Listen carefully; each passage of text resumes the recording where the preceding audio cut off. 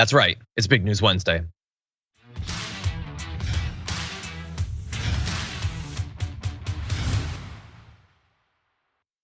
Which means, by the way, that you're not just stuck with me, John Adirola. J.R. Jackson is here, is here. J.R. Jackson is here.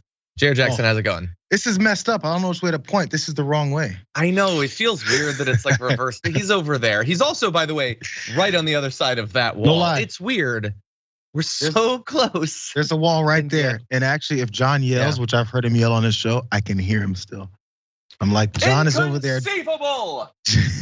John's over there janking out right now. Exactly. I got kind of mad earlier in the week.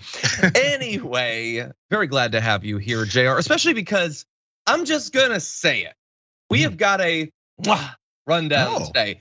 I mean, in an awful way. So many of the stories are just deeply distressing in a lot of different ways, but it's just, we're not gonna avoid it. We're gonna dive right into it.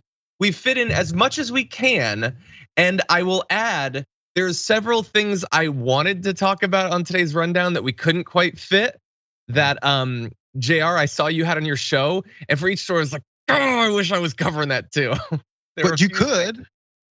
No, there's no time. There's no time. It's too much. It's too much.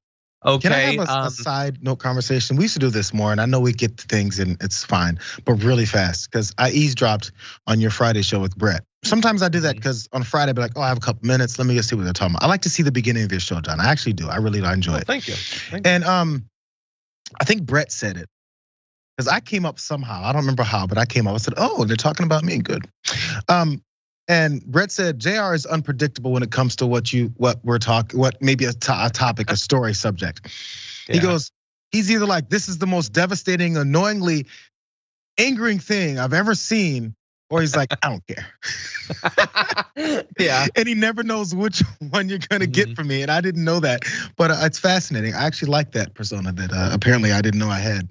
You're the wild card. I don't know what that makes Brett or me, but we'll figure it out. Anyway, and also, is it true? You guys, let me know. Is it true? I need to learn about myself. Let me know. Is he the most wild card in terms of? Oh yeah, okay. So we launch into a story, and how sure are you that you know what our take will be? That's what I want to know out of the audience. Who's the most predictable? Who's the least predictable? Yeah. Don't hurt my feelings. Anyway, with that said, we got a lot to talk about. We're gonna be closing out the full show. If you're watching the full show live, our last story is gonna be only the dumbest tweet. It is so dumb for multiple reasons at the same time. Someone in the pre-show, by the way, guessed what I meant. All I said was we're gonna be talking about a dumb tweet, and they knew which tweet we were gonna be talking about, but that'll be coming up to close out the show. And Dissident PM knows what I'm talking about. Anyway, with that said, we're gonna jump into it in just a sec. That said, we live under the cruel reign of the algorithm. So if you could give it a little bit of help by liking the stream, sharing it, perhaps people get the notifications and all that, that would be great. And if you wanna send us any messages, JR and I will respond as we go. But with all that said, JR, are you ready to talk about the news? I think I'm ready. Okay, well, everyone get ready, because we've got dramatic DOJ news. Let's jump into it. Look, we pursue justice without fear or favor. We intend to hold anyone who was criminally responsible for the events surrounding January 6th, for any attempt to interfere with the lawful transfer of power from one administration to another, accountable. That's what we do. We don't pay any attention to other issues with respect to that. So if Donald Trump were to become a candidate for president again, that would not change your schedule or how you move forward or don't move forward? Say again that we will hold accountable anyone who was criminally responsible for attempting to interfere with the legitimate, lawful transfer of power from one administration to the next. Merrick Garland doesn't care about all this. Oh, I was president recently stuff, or oh, I might launch another presidential run. You can't touch me. You can't touch me. He doesn't care about that. He's a tough guy. He's gonna come at anybody who broke the law, whether it's Trump or whatever. He'd have us believe. That's not how I would describe him, and I don't think it's gonna work out that way. But that announcement was accompanied yesterday by some dramatic news. Federal prosecutors have directly asked witnesses in recent days about former President Donald J. Trump's involvement in efforts to reverse his election loss, suggesting that the DOJ's criminal investigation has moved into a more aggressive and politically fraught phase. Now, many people will respond to this news saying, wait, they weren't asking about his involvement before? Apparently not. Apparently, we're a year and a half into this, and they just recently thought, should we ask about the guy who did it?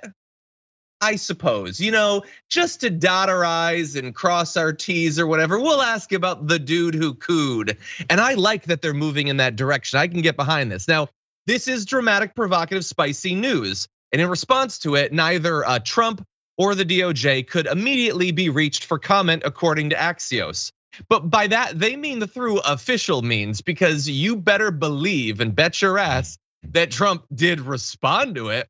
He just did it on Truth Social, saying just more disinformation by the Democrats, like the Russia scam, impeachment hoax 1, impeachment hoax 2. Those are two of my favorite Dr. Seuss characters, by the way. The long-running Mueller report, which ended in no collusion with capitals, and so much more. Rather than go after the people that rigged and stole it, they go after the people that are seeking honesty and truth and have freedom of speech and many other defenses on their side. And perhaps anticipating where this investigation is going to focus on when it comes to Trump, he decided to get out in front of that too, saying the Georgia phone calls were perfect. Many people and lawyers on both sides were knowingly on the one call. I assume the call was taped and there were capital Z0 complaints or angry "how dare you" charges made during the call, and no hangups. Wait, hold on, come back to me. There were no hangups. Why are those in air quotes? Do you mean hanging up or not? Anyway, by anyone aggrieved or insulted at what they said, they were perfect calls. So I don't even know if that's what the DOJ is gonna be focused on. We're gonna get into some of the specifics that have been revealed, and at least from what I've seen so far, it's not specifically about the Georgia thing that they most recently have now started to really delve into. But that apparently is something that Trump is feeling like a little bit of pressure on. Now, before we get to our open conversation about this, I want to give you just a bit more about Merrick Garland, because although I am not necessarily bullish on him being, like the avenger we need here, he wants you to believe that he and other bodies are really taking this seriously. Take a look. Justice Department has been doing the most wide-ranging investigation in its history, and the committee is doing an enormously wide-ranging investigation as well. It is inevitable that there will be things that they find before we have found them, and is inevitable that there will be things we find that they haven't found.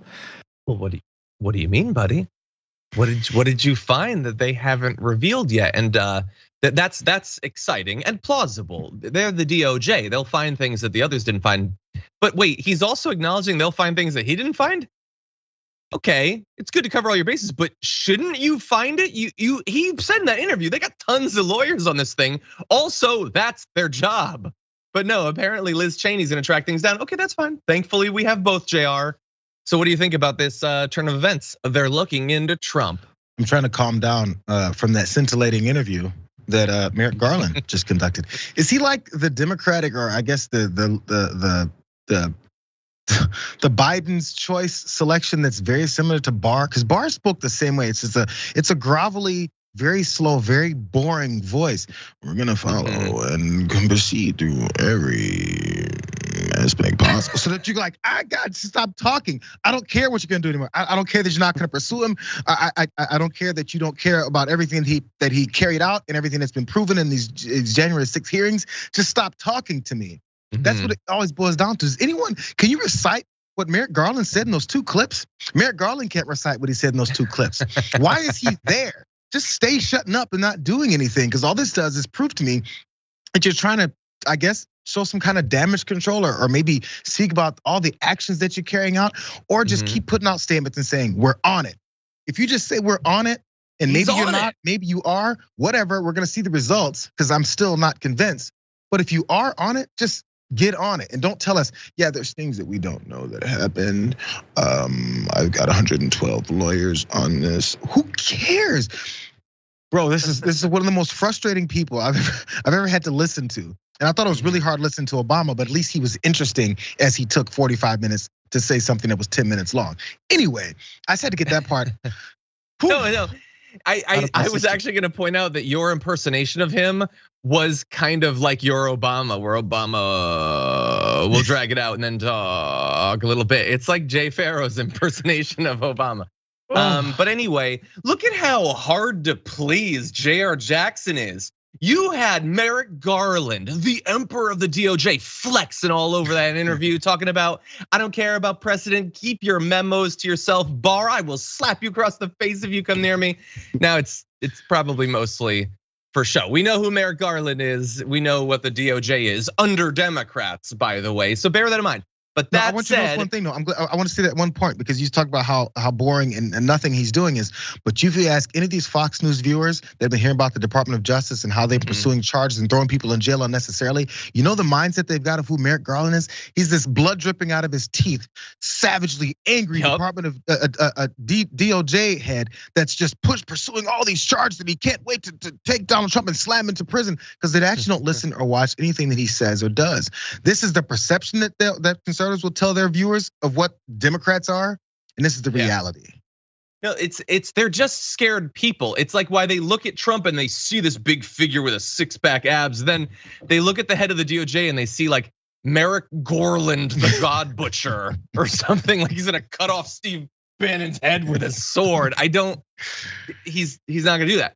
But anyway, there are more exciting details about the DOJ turning to really hone in on Trump. Bear in mind that up until this point, they've been largely silent about how and even whether it should weigh pursuing potential charges against Trump, reluctant even to concede that his role was discussed in senior leadership meetings, which is such a massive indictment of this investigation that you wouldn't even acknowledge that the dude who cooed should be investigated during the coup investigation. But anyway, we should also bear in mind going forward that asking questions about Mr. Trump in connection with the electors plot on the one hand or on the insurrection does not mean that the DOJ has opened a criminal investigation into him. They're not confirming that. They're implying that they haven't yet. But prosecutors have questioned witnesses testifying before a grand jury in recent days about their conversations with Trump and his closest advisors about the fake electors scheme. Two Pence aides who testified, one is Mark Short, we're gonna be showing you him a little bit later. That was Pence's chief of staff. Greg Jacob, who was his counsel, were both present at the big Oval Office meeting just a couple days before the insurrection when Mr. Trump sought to pressure Pence into embracing the plan to cite these competing, fake, made up, imaginary slates of electors as justification to not certify the vote. And in fact, in recent weeks, the DOJ has seized phones from two key figures. So John Eastman, one of the craziest lawyers in the whole country. That's the lawyer who helped develop and promote the plan to not do the certification. Also, Jeffrey Clark, a former DOJ official who was at the center of the related push to send the slates of electors pledged to Trump from states that Mr. Biden actually won. And prosecutors have also issued grand jury subpoenas to figures connected to the so-called fake electors schemes. This is, by the way, this is all seemingly separate from the Georgia stuff where they have the state level investigation. And in theory, they could be looking into that too. This is a separate avenue of investigation. Recent subpoenas, and this is getting back into the fake electors thing. The Washington Post found that two Arizona state legislators were ordered to turn over any communications with member, employee, or agents of Donald J. Trump or any investigation advocating in favor of Trump to be reelected, including Donald J. Trump for president. So some of those presumably who were part of the plot, who might have even been fake electors themselves, being ordered to turn over any information they have, not just if they've communicated with some of the groups, like third party groups that were trying to get this done, but Trump and his organization as well. And the chance that they didn't communicate with them. I mean, come on, it's so implausible. Now they may not do it willingly, but okay, send them to prison with Steve Bannon too, honestly. And we've got, I think, the most interesting and again, damning details on the fake electors thing. We'll get to that in one sec. But JR, I know you're not hot, you're not bullish on this, but they're doing all of this investigating and subpoenaing and all that. You know what? Okay, fine, John. They're moving. But the thing is you have to have a bit of a track record for at least your energy and your focus. So if you have to be convinced by this committee from things that you had no idea was the case, and also now figuring out that Donald Trump might be a figure involved in this entire thing about saving his election that he did lose, that he said he didn't lose. The fact that you have to be clued in on this, that he's potentially a part of it, is just not. It's not satisfying. Let's keep it real. Now, again, I don't know anything about the process. Obviously, I've never been an attorney general, so maybe they're doing it in the best way possible. Maybe if they're burning down buildings and going crazy and going on and having press conferences about who they're going after, maybe that would actually taint the investigation. So maybe I'm willing to be wrong. My ego is not big enough to be like, I know what Merrick Garland should be doing. I just wish if you're gonna do it. And if you're not gonna do it, just don't come and tell us how you're kind of thinking about maybe doing something, because that doesn't give us much confidence in your ability to defend the country. That's all. Well, if they're gonna do something, here's something they should look into. So this came out in the last day or so. So it's internal communications in the people who are involved in that plot to just make up fake electors or whatever. And look, we know that whole plot, it's not constitutional, it doesn't mean anything. But they have all this time, they would have you believe that no, it's serious. They have great respect for the Constitution and the law, and they're totally serious about this. That's what they say to us. But what do they say to each other? Well, one individual, Phoenix-based lawyer who helped organize the Arizona-based fake electors thing, is an email December 2020 to Boris Epstein, by the way. Jake Blenchik said, we would just be sending in fake electoral votes to Pence so that someone in Congress can make an objection when they start counting votes and start arguing that the fake votes should be counted.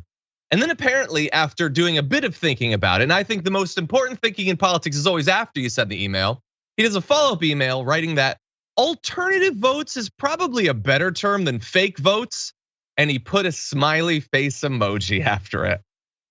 Come on, they don't believe any of this. This is all fun times. This is all games. This is little fun games for them. They don't mean any of this. Even internally, they're joking about how fake their plot to overturn democracy is, JR. Isn't that crazy? Listen, every time there's people that talk about what politicians do or plans behind something, or even the people who pay them to do it, they're always like, well, yeah, we haven't found the smoking gun. Oh yeah, no, I mean, they're not, this isn't actually pulling back the veil and there's this smoke-filled room of a bunch of conspirators. Those things usually don't pop up. We've seen like multiple examples of literally the smoking gun, in some cases, I guess. But also the smoke-filled room of people that are conspiring behind the scenes to try and pull these things off, and openly saying, yeah, we're liars, these are fake, but let's not say fake because people might realize that we're fake. It's just said right there, straightforward. Who can still read this and support these folks? The folks who don't read it. And that's why we talked about on my show earlier when we were talking about folks at these Trump rallies, they just go la la la la la la la la la la. Yeah. Well, I think you're 2/3 of the way there. I think 2/3 definitely won't read it, or maybe even more. But there are a few people that they would read it. And they don't want Trump to be president because he won the election. They want Trump to be president. Done. End of story. Yeah. It doesn't matter. Like, make up whatever you want. They just want it. They should just be honest about that. Okay, now we're gonna go to a break, but when we come back, oh God, I love consequences for actions. They happen so rarely. Matt Gaetz effed around, and you know what happens after that. We'll break it down for you after this.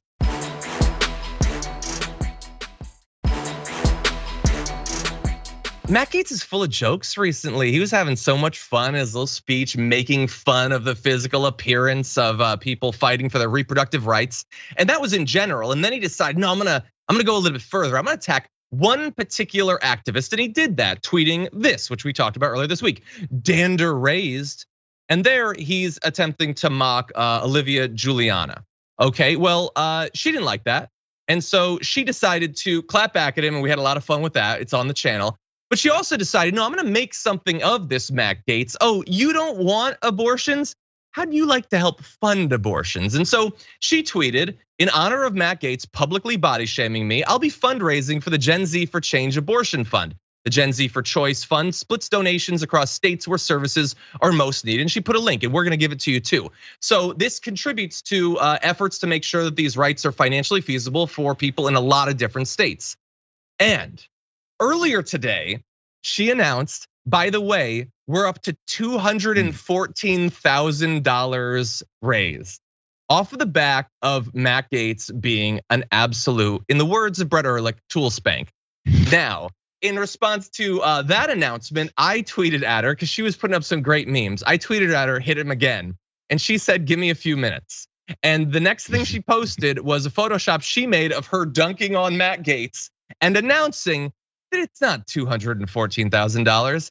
It's nearly $250,000. And that was like an hour ago. God only knows what it's at right now. And so she, as an activist in this and other issues, and she has had to, I'm gonna guess, stand up to unimaginable amounts of hatred. A campaign led by Matt Gaetz that identifies her and holds her up to be individually attacked by these absolute troglodytes, trolls, and monsters. And not only has she not backed down, she has turned it into an effort that has already raised $250,000 to help people pay for these procedures. JR, I could not love it more. Is he still gonna be talking? He's still gonna be targeting Olivia?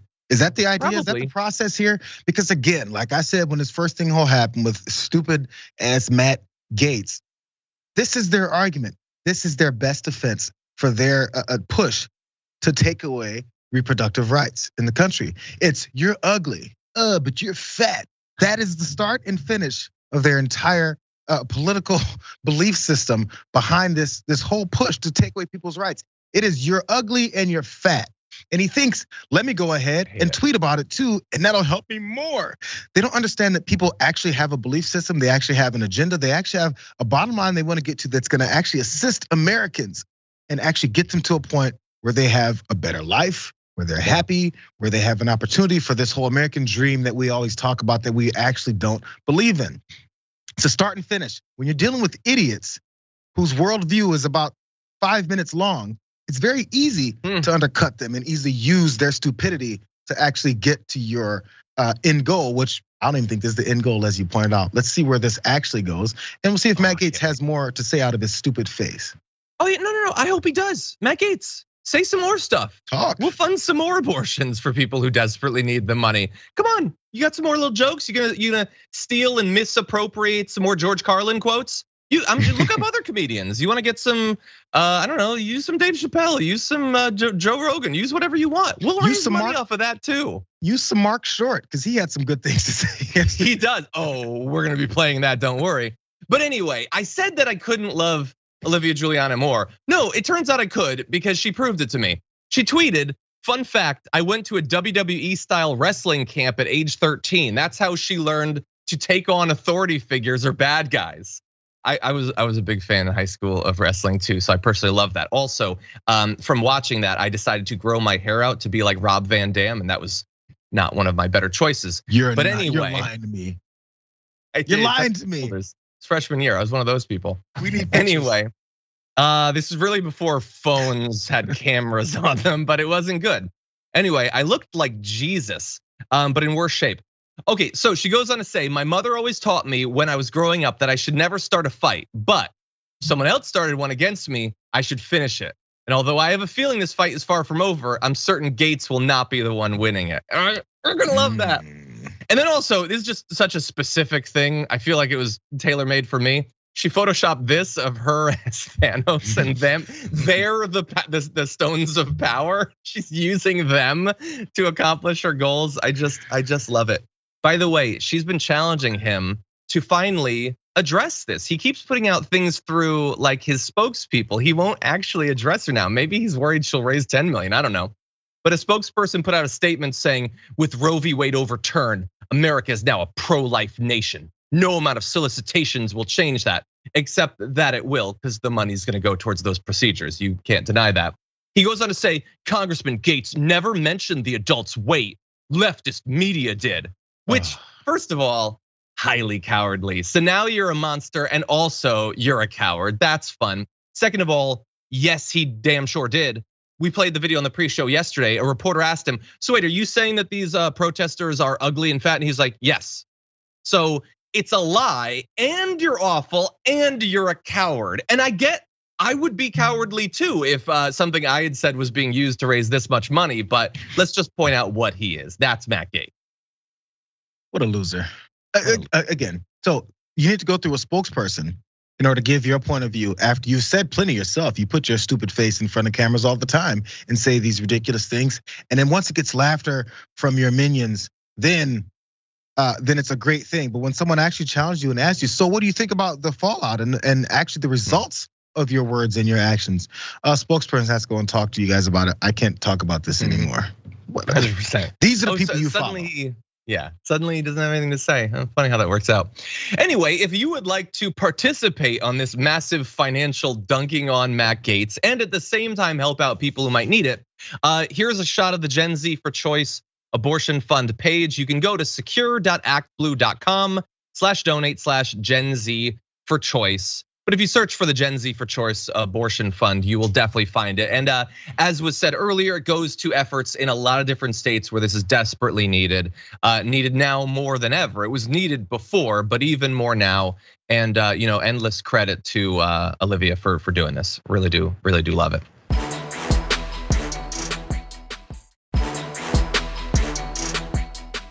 But with all that said, this isn't the only dunking on Matt Gaetz that's gonna be happening on today's show. Can we jump into this next video? Let me just say what everybody here knows. Mike Pence will never be president. Nice guy, not a leader. Mark? Well, I don't know if Mike Pence will run for president in 2024, but I don't think Matt Gaetz will have an impact on that. In fact, I'd be surprised if he was still voting. It's more likely he'll be in prison for child sex trafficking by 2024. And I'm actually surprised that Florida law enforcement still allows him to speak to teenage conferences like that. So I'm not too worried about Matt Gaetz thinks. Damn, I think what Matt Gaetz thinks is, why am I on fire suddenly? But anyway, that was Mark Short, former chief of staff for Pence, absolutely destroying Matt Gaetz there. And there's some issues for Matt Gaetz in that video. One, being like the bold guy who predicts that Pence won't be president. Oh, very, very bold prediction there, buddy. I think everyone, including Mother, knows that Pence is not gonna be president. But second of all, yeah, he is still under investigation for the human trafficking. And it's one thing for Mark Short to imply that he should be worried about that. There's also some evidence that maybe Matt Gaetz is still worried about it, because we just learned that he was one of 20 Republicans who voted no to reauthorizing an anti-human trafficking law on Wednesday. Perhaps trying to preemptively save your butt, buddy, that you're against this. So the law was the Frederick Douglass Trafficking Victims Prevention and Protection Reauthorization Act. It still passed 401 to 20. So voting against it and making it fail is one thing. That looks terrible. But voting against it, knowing it's gonna pass anyway, just to make sure we know that you do not want these protections for victims of human trafficking, that you don't want more investigations of it, that's like needlessly transparent about your own history and what you're worried about. By the way, it's been around for 22 years. It's been reauthorized tons of times, no trouble. It's just a routine thing that happens. And yet in this particular case, they had a problem with it. Now, not only Matt Gaetz, who has his own particular reason to be worried about it, which we'll get into, but also Marjorie Greene, Lauren Boebert, Mo Brooks, Ken Buck, Andy Biggs, Louis Gohmert, Gosar as well, all of those people. We'll get into why that whole group might be against this, but the act is simple. It combats human trafficking, particularly sex trafficking, through severe penalties for perpetrators and support services for victims. Nobody could be against that unless they think that they're one of the people who's gonna be having severe penalties levied against them. And Gaetz has been under federal investigation for 2 years over the question of whether he had sex with a minor, whether he paid for it across state lines. That would of course be sex trafficking. Now he has of course not been charged with anything, and he swears that he didn't do it. But note that this isn't the first time that he's taken this position. Back in 2017, he cast the only no vote on another anti-trafficking law. I believe that one was a Florida state law, but he was the only person against it. I think the Gaetz doth protest too much. JR, what do you think? When is he gonna be asked about this constantly? And when is it every time that he puts his face in front of the camera, someone should ask him, hey, so you voted against this child sex trafficking bill. Why? He'll have an answer. It won't make any sense, but he'll have an answer. And whatever he says, you'll easily be able to follow up and ask, so why is it you always accuse members of the LGBTQ plus community of being perverse child sexual predators that traffic them? Why is it you always say things like that, considering these accusations against you? Or why is it that people like Marjorie Taylor Greene, Lauren Boebert, Mo Brooks, Ken Buck, all these idiots who voted the same way Matt Gaetz did are always talking about how these libs and these gay folks are always going after your children, but they're standing next to Matt Gaetz. And if it does get to that point and Mark Short's predictions are correct, and he does end up getting arrested, indicted, even potentially jailed, are they gonna be having to hear from people from now on asking, why were you standing next to a child sex trafficking culprit? And why is it that you thought he was on the up and up? I thought you had a good radar for these horrific people in our society. Maybe we should listen to that BS that you spew anymore. There should be a normal thought process that regular people go down after you see criminals, which we've seen over and over and over again, become these are exposed as the criminals that they are on the very things that they're telling you to divert your eyes towards someone else to pay attention to. I don't understand how this normal thought process of seeing the actual bad guys be exposed, and you still don't understand it. The reasons why they've convinced you is because they're doing it. It's just the oddest thing. Somehow people still go to Catholic churches and go, yeah, that whole priest cover-up thing wasn't that big of a deal. I don't know how this happened. Ridiculous. Yeah, that little cable of Greene and Boebert and Gaetz and all of that, like they would have you believe that there is a portion of our government that wants to traffic kids for sex. We do have. If that's so, which side of the vote do you think would be a part of that cable? The ones who tried to add higher penalties for it, or the ones who took a last stand? The hill they're dying on is not protecting people from trafficking. Makes you wonder.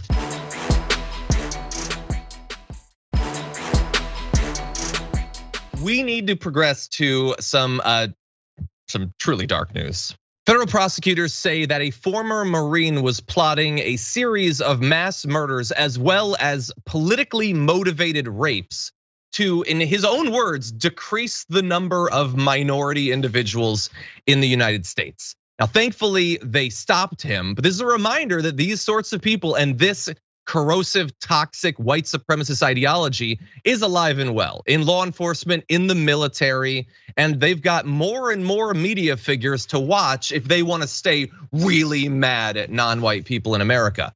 In this case, though, we're talking about Matthew Bellinger, a member of a neo-Nazi organization called Rape Krieg. Was arrested back in June on federal firearms charges related to what are called straw purchases of an assault-style rifle and a handgun. It's when you get someone else to buy it supposedly for them, but they're giving it to you. It's to avoid potentially being stopped by a background check, harder to track down, that sort of thing.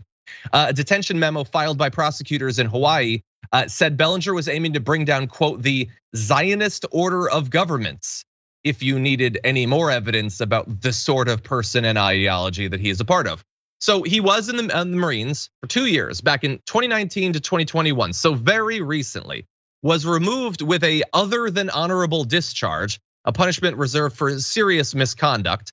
Apparently, they searched his barracks and discovered electronic devices containing thousands of images, videos, and documents of white power ideology and, quote, violent, uncensored executions and or rape.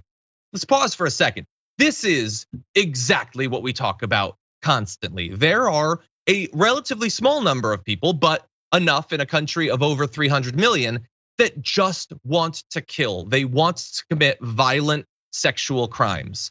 And so when you are choosing to spread white supremacist, Christian nationalist bile out there, you're doing that knowing that these sorts of people are eating it up. And some of them are desperate to act on it. In this case, we have one. He tried to buy a PTR 91 assault rifle. And then when he apparently after that, he wanted a Luger, which is a handgun notable for having been used by Nazi armed forces during World War II. So again, this is who he is. But much of his ideology and plotting, according to a memo, is based around a desire to lessen the number of non-white Americans and to rape, quote, white women to increase the production of white children. So you not only have the white supremacy, the anti-Semitism and all of that, you also have a fear apparently that there aren't enough white people being born, that whole population crisis thing going around on the right. So JR, this is everything that we talk about when we're breaking down Tucker Carlson and all that. And here it is. It almost led to potential mass killings and rapes by this individual. Killing in the name of by Rage Against the Machine was released in, let me get the exact date, November 2nd of 1992. 1992, what was that, 30 years ago? What's that line? Some of those that work forces are the same that burn crosses. It's not a made up line, it's not a made up concept. This goes back to our history. You got people that are in the military, you got people that are in law enforcement. Maybe they went from military to law enforcement, that's their identity. And that doesn't exclude them from being racist, bigoted, anti-Semitic pieces of garbage. I don't know why there's this weird thought process that somebody puts on a badge or tosses on a gun or then signs up for the military that suddenly, automatically, no matter who they are, who they believed in and how they were raised and who they were influenced by, just goes out the window. Why is it that we believe that? We have to have this confidence in these types of folks, even though they're standing behind closed doors, plotting and planning things like this that could potentially take out a specific group of people. And when this happens, we go, that was one bad guy. Until there's the next one and there's another bad guy. No, Jared, it's just a single person. It's not anything that we need to worry about. I mean, I hear all the time from Tucker Carlson that like white supremacy, what is that? Wouldn't even be on the top 20 list of terrible things in the country. Why are they talking about that? He is running cover every night as a wealthy heir to a fortune. He's running cover for these sorts of prospective murderers and rapists. Oh, and by the way, in this case, let's give you just a couple more details about this guy, what he wanted to do. So in their conversations with the group, by the way, they said rape ideology is an effective tool to use against the group's enemies. They also said, by the way, anyone who's unable to pull the trigger on a Jewish child are unfit for membership in the group. Again, you cannot separate out the anti-Semitism. It is baked through every layer of this. That is what people like Tucker Carlson are actively promoting and attempting to provide cover for. They also talked about how there's an unnamed girl that they wanted to rape. They showed images of a girl in high school outfits, so you get some of the weird, violent pedophilia in there too. That's what they're defending. That's their ideology. Also, and just bear this in mind when you're engaging in social media, this individual allegedly created a fake Twitter account in the name of a fictitious gay Jewish man with 2 adopted daughters named Israel Schillingstein in order to, quote, generate black hate towards the Jewish community by making derogatory statements while disguised as a Jewish man. This is what they do. They pretend to be gay or black or trans or whatever to say things that the right can then use as arguments for why on the lighter end, you shouldn't respect or trust or have any empathy for these people. And on the farthest end, why you should want these people to be wiped out in mass. That's what they do. That's why you can't automatically trust stuff on social media. It's an easy, in some cases, they just take people from those groups. They have, people who are part of minority groups. They have women who are actively advocating for rights to be revoked. They have people with the long ago aura of being leftist or whatever that now agree with everything that the right says. It's an attempt to manipulate people into going along with this ideology, JR. Yeah, Waz was on Watch This morning and he brought this up when it came to people talking at a Trump rally, but it's the same question you can ask. Ask yourself this question. So you got folks like this and you have people who are advocating for universal health care, a living wage, affordable housing, the ability to just live comfortably and actually have access to this American dream, right? We've got those folks. These are the ones that they're saying are these blood-sucking, hateful people who don't want to give you any rights or that are trying to take down the United States of America. This is what those folks are fighting for. If you ask yourself, so what is it this people like this guy are fighting for? Their entire life goes into trying to find an agenda and some kind of way to manipulate people's directions of thought process to pit certain groups against each other so they can pursue their violent, murderous ways. That is their objective in life. You know how much work and time it takes to put together this process of having fake profiles and then inserting this kind of commentary and then having a plan to take out certain numbers of people in certain groups. This is a full-time job. This is his identity. This is what he thinks is his purpose for being on earth. But these are the people who somehow tell someone else who says, we're fighting for free health, I'm sorry, not even free healthcare. Let's not even say it that way because Americans already pay. But for universal healthcare, we're fighting for you to have a living wage. We're fighting for you to afford your damn house. Yep. Those are the evil people in our society, not the people saying, I'm trying to surround up a bunch of people together, imagery of rape victims, and let's kill some Jewish children. Yep, 100%. With that, we're gonna take our second break. When we come back though, this story coming out of a prison is one of the most disgusting things that I've ever heard. I don't think our audience is gonna be shocked by it, but I found it to be pretty shocking. And then Herschel Walker doing everything he can to neo-dodge questions about why he won't debate Raphael Warnock after this.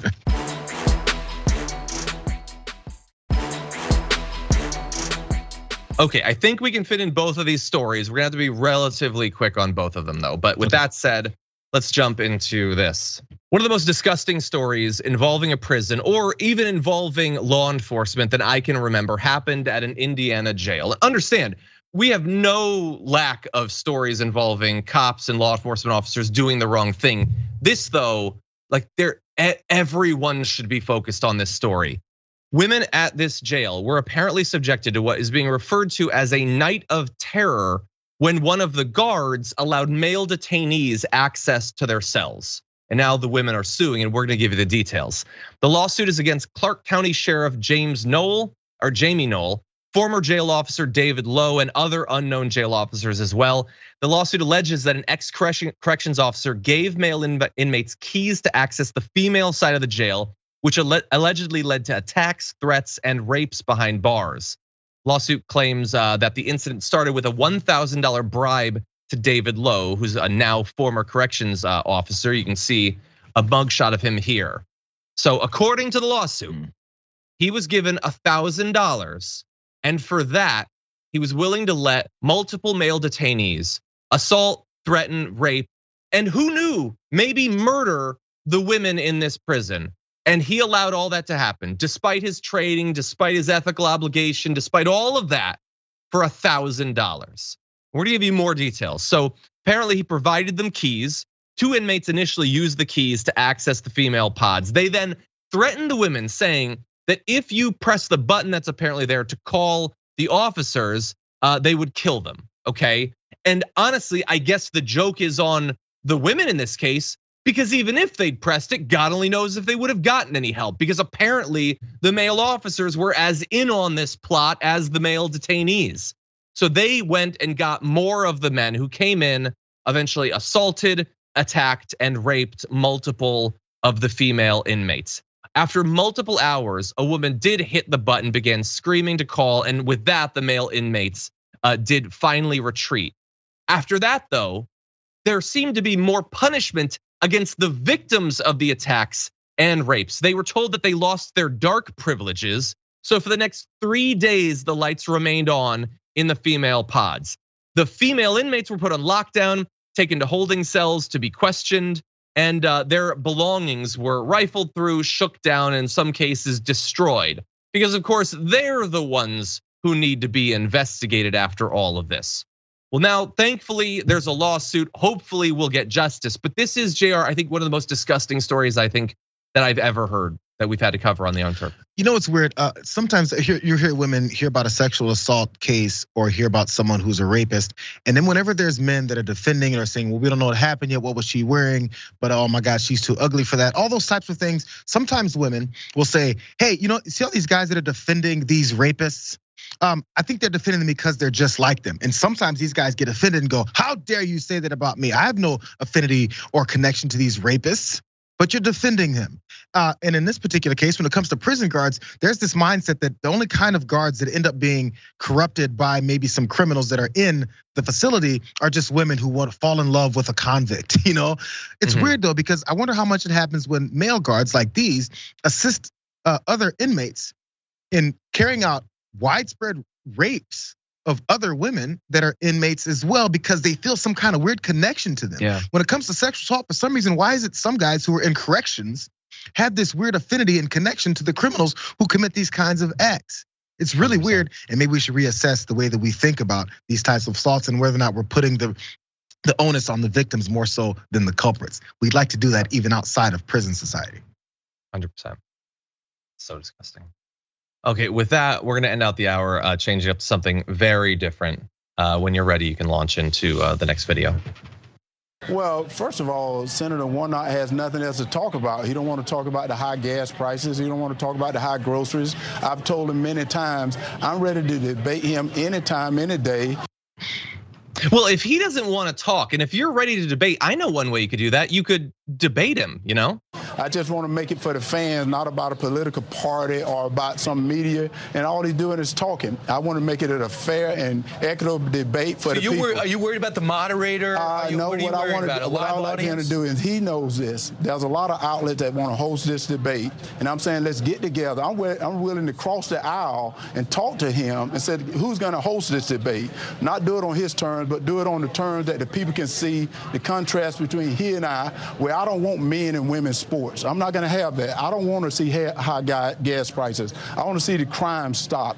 Those are things he voted for, which he don't want to admit. So he need an answer to that because the Georgia people are talking. They want him to answer a question, not just him to continue to talk to the media. So he said, so you will debate, but you just want to make sure the rules and the moderator is something you want to have a say in. Oh, yeah, that's exactly right. But it seemed like he want to have a say in it because he want to continue to hide behind other people rather than him getting out, doing what he's supposed to do is represent the people, which he hasn't done a good job at it. Right. Being a leader, he's not good at it. Now, in his defense, Herschel Walker is doing the best that he can there. But the idea that Raphael Warnock doesn't want to talk, I just want him to talk, I want him to answer questions. Maybe debate him then. Maybe that would be a way. If he doesn't want to answer these questions, how about stand across him on a debate stage and ask him the questions, Herschel Walker? But Herschel Walker, he doesn't want to do it for the political parties. He wants to do it for the fans. What does that have to do with it? It's a debate. It's a part of every election. It doesn't have anything to do with fans. And the particular issues. So you want to grill Raphael Warnock supposedly on his votes to have men play in women's sports? I don't know what you think you're talking about there. But again, if you want to talk about that issue or seemingly any issue, then go on the debate stage. But he's just so desperate. No, I don't want to, I'm the strong man. I want to debate, but I don't want to debate on these conditions. And it's not about the moderators, but maybe it is about the moderators. And the whole time Brian Kilmeade is like, oh, so you're gonna debate. That's the takeaway that you have from that performance by Herschel Walker, that yeah, he's really excited to debate. Man, Herschel Walker falls apart under the most pudding soft questioning that I think we've ever seen in politics, JR. I think the first question is, what is your name? Anyways, sorry. I'm sorry. Anyways, so at one point, maybe there's a side note, but Herschel Walker mentioned high gas prices and high groceries. What's a high grocery? Like Doritos and the Hostess cupcakes and Oreos. Well, I and recently saw a THC laced barbecue sauce. I think that's high groceries, actually. It's the groceries you buy once you're high, John. Calm down, Jesus. I mean, or I think it's what those libs are sneaking into our food now, is some THC to get your kids high. Oh God, Herschel Walker is a gift that keeps giving. I don't know how anyone is going to vote for this guy, but I'm also worried that enough people will, because he's just this. He's this Plato figure that Republicans can mold and have him say whatever it is they need him to say. Oh, and he's a black guy, so that's helpful to make them think that they're not actually racist. Please. He's famous. He happens in this case to be black, and he says that men shouldn't play in women's sports. I mean, what else do they need? Not competence, not a person who hasn't publicly admitted that he wanted to kill people and he only stopped because of divine intervention and all that. And with all of that, all that baggage, all that insanity, he's down only 3 points in polls to Raphael Warnock. Jesus, America. Anyway, with that said, that's it for the first hour. Thank you to everyone who is watching. We do have a lot more though after this break, so don't go anywhere.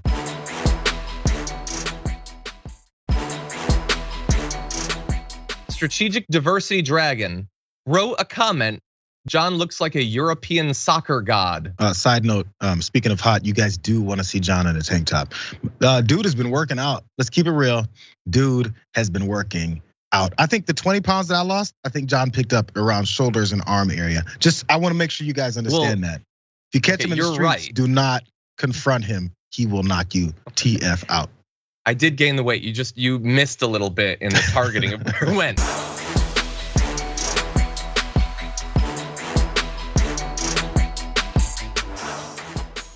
Thanks for listening to the full episode of The Damage Report. Support our work, listen ad-free, access members-only bonus content, and more by subscribing to Apple Podcasts at apple.co/TYT. I'm your host, John Adarola. I'll see you soon.